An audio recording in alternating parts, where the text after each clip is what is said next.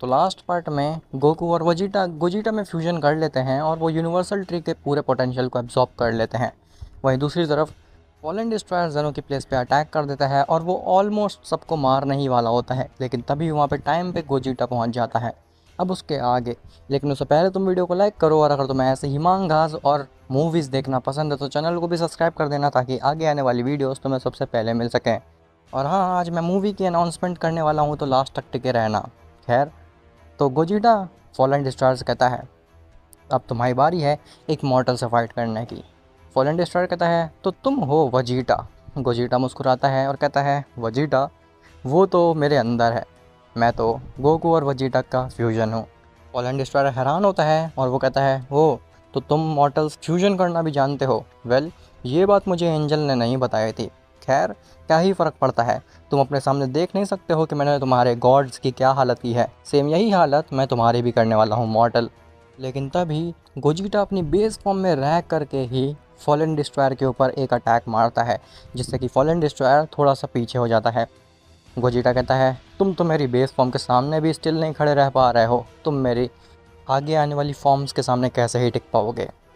Fallen destroyer कहता है, "हाँ, अभी तो मैंने अपना असली ताकत दिखाई भी नहीं है, लेकिन तुम्हारे सामने मुझे लगता है कि अपनी असली ताकत दिखानी ही पड़ेगी, क्योंकि तुम इनाम गॉड्स की तरह नहीं हो, तुम इनसे ज़्यादा शक्तिशाली नज़र आ रहे हो।" ऐसा बोल करके फॉलन डिस्ट्रॉयर अपने आप को पावर अप करने लगता है और उसका ऑरा डार्क हो जाता है।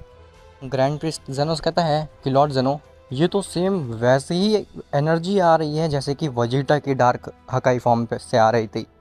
जेनो कहता है, तुम ठीक कह रहे हो ग्रैंड प्रिस्ट, वजीटा के पास जो डार्क हकाई फॉर्म है वो इस फॉलन डिस्ट्रॉयर की जैसी ही है।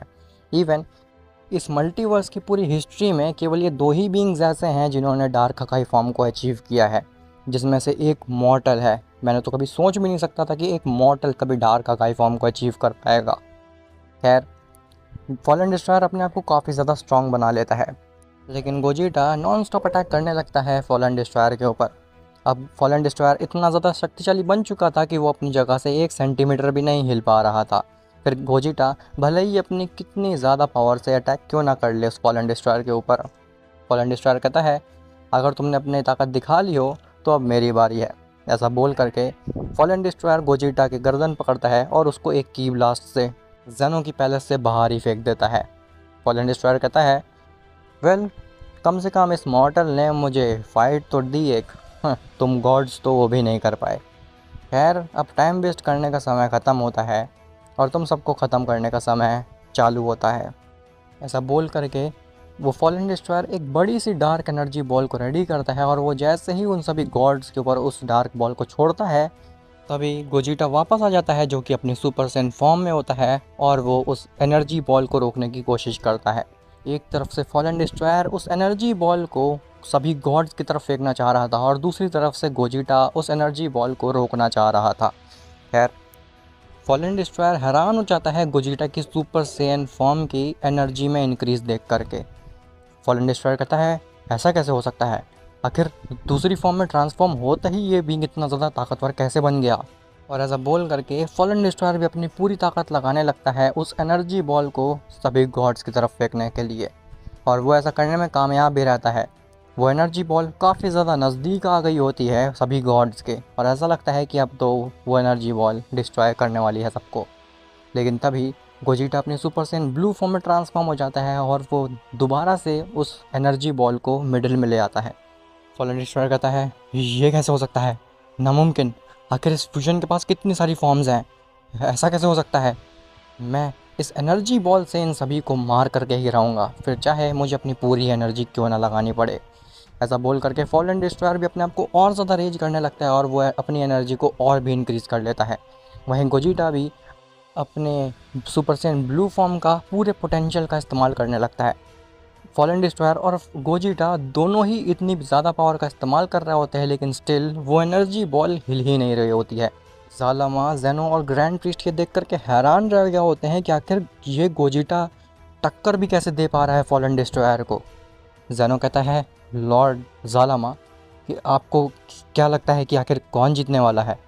ज़ालामा कहता है, जेनो, मुझे लगता है कि डेफिनेटली गोजीटा हार जाएगा, क्योंकि अभी तक तो फॉलन डिस्ट्रॉयर ने अपने असली फॉर्म भी नहीं दिखाई है। ये तो उसकी बेसिक फॉर्म ही है जिसमें कि वो अपने आप को और ज़्यादा पावरफुल बनाता जा रहा है। जैसे एक बार फॉलन डिस्ट्रॉयर अपनी रियल पोटेंशियल को दिखाएगा, उसके सामने गोजिटा नहीं टिक पाएगा। ग्रैंड प्रिस्ट कहता है, नहीं लॉर्ड ज़ालमा, मुझे लगता है कि गोजिटा काफ़ी आसानी से हरा सकता है इस। खैर, वो एनर्जी बॉल स्टिल बीच ही में होती है और कोई भी बीइंग उसको एक दूसरे की तरफ नहीं फेंक पा रहा होता। तभी गोजिटा कहता है, अब हमें अपना आखिरी वार करने का समय आ चुका है। ऐसा बोल करके गोजिटा रेज करता है और वो ट्रांसफॉर्म हो जाता है अपनी डार्क हकाई फॉर्म में, जिसमें ट्रांसफॉर्म होने के बाद गोजिटा केवल अपने एक ब्लिंक में उस पूरी एनर्जी बॉल को अपने हाथ में ही एब्जॉर्ब कर लेता है। गोजिटा कहता है, हाँ, ये एनर्जी बॉल तो काफ़ी ज़्यादा लाइट थी।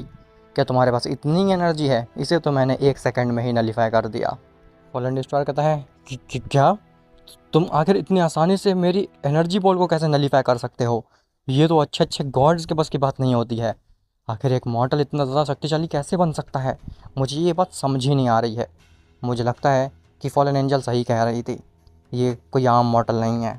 फॉलन डिस्ट्रॉयर ये सोच ही रहा होता है, लेकिन तभी अचानक से गोजिटा उसके सामने से गायब हो जाता है।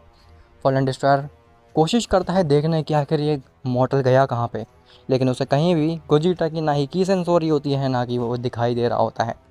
तभी अचानक से गोजिटा फॉलन डिस्ट्रॉयर के सर के ऊपर आता है और वो कहता है सरप्राइज़। ऐसा बोल करके गोजिटा कामेहामेहा मारता है फॉलन डिस्ट्रॉयर के ऊपर, जो कि इतना ज़्यादा पावरफुल होता है कि वो ज़ेनो की पैलेस पे छेद कर देता है और फॉलन डिस्ट्रॉयर सीधे उस पैलेस को तोड़ता हुआ यूनिवर्सेस में चला जाता है। गोजिटा कहता है, उप्स, मैंने थोड़ी ज़्यादा ताकत लगा दी अपने कामेहामेहा में। मैं भूल गया था कि मैं एक बच्चे से फ़ाइट कर रहा हूँ, मेरे को थोड़ा लाइट रहना चाहिए था। खैर, फॉरेन डिस्ट्रॉयर उस कामेहामेहा की वजह से इतनी दूर फेंका जाता है कि वो यूनिवर्स में ही चला जाता है और लकीली उस यूनिवर्स में जाता है जहाँ पे फॉलन एंजल ऑलरेडी होती है। फॉलन डिस्ट्रॉयर सीधे जाता है और वो फॉलन एंजल से टकरा जाता है। फॉलन एंजल कहती है, लॉर्ड, आखिर आप यहाँ पे क्या कर रहे हैं? आप तो जेनो की प्लेस पे थे ना? फॉलन डिस्ट्रॉयर काफ़ी घबराया हुआ नज़र आता है और कहता है, तो तुम सही कह रही थी, वो मॉर्टल कुछ ज़्यादा ही शक्तिशाली हैं। उन्होंने फ्यूजन कर लिया है और अब तो वो और भी ज़्यादा ताकतवर बन चुके हैं। फॉलन एंजल कहती है, क्या फ्यूजन कर लिया उन दोनों ने? उनके फ्यूजन को तो मैंने 1 सेकंड में हरा दिया था और आप उनसे हार करके आ गए। ये तो काफ़ी डिसरिस्पेक्टफुल बात है आपके लिए लॉर्ड। फॉलन डिस्ट्रॉयर कहता है, ठीक है, अगर तुम्हें ऐसा ही लगता है कि तुम उसे 1 सेकंड में हरा सकती हो तो फिर चलो, अभी चलो जेनो की पैलेस पे और उसको हरा करके दिखाओ। फॉलन एंजल कहती है, लॉर्ड, वो सब बात बाद में करिएगा, पहले मुझे आपको एक बहुत ज़रूरी बात बतानी है। फॉलन डिस्ट्रॉयर कहता है, आखिर कैसी बात? तो फॉलन एंजल बताती है कि मैं काफ़ी देर से हर यूनिवर्स में घूम रही हूँ, लेकिन मैंने कहीं भी कोई एक्सप्लोजन होता नहीं देखा है। जब से आप लॉर्ड जेनो के पैलेस पे गए हैं तब से कोई भी एक्सप्लोजन नहीं हुआ है। मुझे लगता है कि ये सब उनकी ही चाल थी। वो चाहते थे कि हम दोनों अलग हो जाएं और वो आपको हरा दें। फॉलन डिस्ट्रॉयर कहता है, अगर ऐसी बात है तो फिर हमें एक साथ हमला कर देना चाहिए उन सभी के ऊपर। फॉलन एंजल कहती है, हाँ क्यों नहीं, वेल, मैं तो अकेले ही हरा सकती हूँ उन सभी को। मुझे तो डर आपका है कि कहीं आप ना मर जाएं इस मल्टीवर्स को कब्जाने के चक्कर में। फॉलन डिस्ट्रॉयर कहता है, तुम्हें बहुत ज़्यादा घमंड आ रहा है अपनी शक्ति पे, चलो और मेरे सामने उस फ्यूजन को हरा करके दिखाओ। जिसके बाद वो दोनों दोबारा से निकल जाते हैं जेनो की पैलेस पे उन सभी से फाइट करने के लिए। खैर, गोजिटा जेनो, ग्रैंड प्रीस्ट और ज़ालमा को खड़ा करता है और कहता है, आप तीनों क्या ठीक तो हैं? जेनो कहता है, हाँ हम तो ठीक हैं, लेकिन आखिर तुम्हें क्या हो गया है? ये तुम्हें पता है कि तुमने मेरे पैलेस पे छेद कर दिया है। मेरा पैलेस एक ऐसी चीज़ से बना है जो कि अनडिस्ट्रक्टेबल है और तुम्हारे कामेहामेहा ने उसमें इतनी आसानी से होल कर दिया। ये पॉसिबल भी कैसे हो सकता है? आखिर एक मॉर्टल इतनी ज़्यादा एनर्जी को कैसे पोजेस कर सकता है? गोजिटा हंसता है और कहता है, लॉर्ड जेनो, ये तो कुछ भी नहीं है, अभी तो मैंने अपनी असली ताकत दिखाई भी नहीं है। ग्रैंड प्रिस्ट कहता है, देखा लॉर्ड ज़ालमा, मैंने कहा था कि ये गोजिटा हरा देगा उस फॉलन डिस्ट्रॉयर को। ज़ालमा कहता है, अभी वो हारा नहीं है, बल्कि वो यहाँ से जा चुका है। वो फॉलन एंजल के साथ यहाँ आता ही होगा, क्योंकि अब तक तो उसे पता चल ही गया होगा कि हम लोग ये सब नाटक कर रहे थे, जो भी यूनिवर्सेस में एक्सप्लोजन हो रहा था। तभी वहाँ पे फॉलन एंजल और फॉलन डिस्ट्रॉयर दोबारा से आ जाते हैं। फॉलन डिस्ट्रॉयर थोड़ा सा डैमेज दिख रहा होता है और वो काफ़ी ज़्यादा घबराया हुआ भी नज़र आ रहा होता है गोजीटा को देख करके। फॉलन एंजल कहती है, हाँ तुम ठीक कह रहे हो, हमें पता चल चुका है कि तुम ये सब नाटक कर रहे थे, लेकिन अब तुम्हारा मरने का समय आ चुका है, समझे ज़ेनो। तभी गोजीटा सामने आता है और कहता है, ओ तो तुम चाहती हो कि इस मल्टीवर्स पे कब्ज़ा पा लो। वेल, अगर तुम ऐसा चाहती हो तो तुम्हें सबसे पहले मुझसे टकराना होगा। फॉलन एंजल कहती है, तुम्हें पिछली बार भी हरा चुकी हूँ, तुम गोकू और वजीटा के फ्यूजन हो ना। पिछली बार तो मैंने तुम्हें अपने एक ही उंगली से स्प्लिट कर दिया था गोकू और वजीटा में, इस बार भी मैं तुम्हारे साथ ऐसा ही करूँगी। ऐसा बोल करके फॉलन एंजल जैसे ही गोजीटा को स्प्लिट करने की कोशिश करती है गोकू और वजीटा में, वो बिल्कुल भी नहीं कर पाती। गोजीटा खड़ा रहता है और कहता है, हाँ कर लो, तुम्हें जितनी कोशिश करनी है तुम उतनी कर लो, मैं यहीं पे खड़ा इंतज़ार कर रहा हूँ। फॉलन एंजल कहती है, ऐसा कैसे हो सकता है, लास्ट बार तो मैंने इसको काफ़ी आसानी से स्प्लिट कर दिया था। जिसके बाद फॉलन एंजल रेज करती है और अपनी एनर्जी को काफ़ी ज़्यादा इंक्रीज़ कर लेती है और वो दोबारा से कोशिश करती है, लेकिन स्टिल वो गोजीटा को स्प्लिट नहीं कर पाती। फॉलन डिस्ट्रॉयर कहता है, मैंने तुमसे कहा था, ये बहुत ताकतवर फ्यूजन बन चुके हैं, अब इनको हरा पाना एकदम ही इम्पॉसिबल है। गोजीटा कहता है, अब तुम्हारी बकवास बंद हो गई हो तो क्या अब हम फाइट कर सकते हैं। फाइट नहीं, क्या मैं तुम्हारे साथ खेल सकता हूँ। अब आखिर क्या गोजीटा फॉलन एंजल और फॉलन डिस्ट्रॉयर को हरा पाएगा, या फिर अभी भी फॉलन एंजल और फॉलन डिस्ट्रॉयर के पास एक आखिरी चाल बची हुई है जिसकी मदद से वो उन सभी को हरा सकते हैं और मल्टीवर्स पर कब्ज़ा पा सकते हैं। वेल, ये सब तुम्हें पता चलेगा नेक्स्ट पार्ट में। अब बात आती है मूवी की। वेल, तो मूवी पे मैंने वर्क करना स्टार्ट कर दिया है और वो इस मंथ की 11 या 12 तारीख को अपलोड हो जाएगी।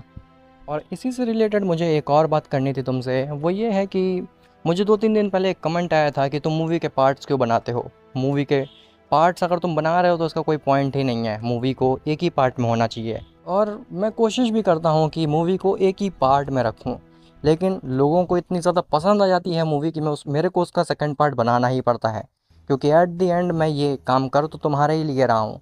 जो चीज़ तुम्हें पसंद आएगी मैं वही करूँगा। तो मुझे कमेंट में ज़रूर बताना कि मैं क्या मेरे को मूवी को एक ही पार्ट में रखना चाहिए या फिर उसके 2 पार्ट ही बनाने चाहिए। और हाँ, लास्ट बात वो ये कि मैंने काफ़ी समय से एक वजीटा के ऊपर सीरीज़ नहीं लाई है। इसके ऊपर मैंने ये विचार किया है कि जो मेरी नेक्स्ट सीरीज़ होने वाली है कि what if Goku trained by Zalama, इसमें गोकू के साथ साथ वजीटा भी होगा। What if Goku and Vegeta trained by Zalama. और अपनी अगली सीरीज़ में मैं ये पूरी कोशिश करूँगा कि मैं वजीटा को भी काफ़ी अच्छी रिस्पेक्ट दूँ और गोकू के लेवल पे रखूँ। खैर, अब मिलते हैं तुमसे नेक्स्ट पार्ट में, तब तक के लिए बाय बाय।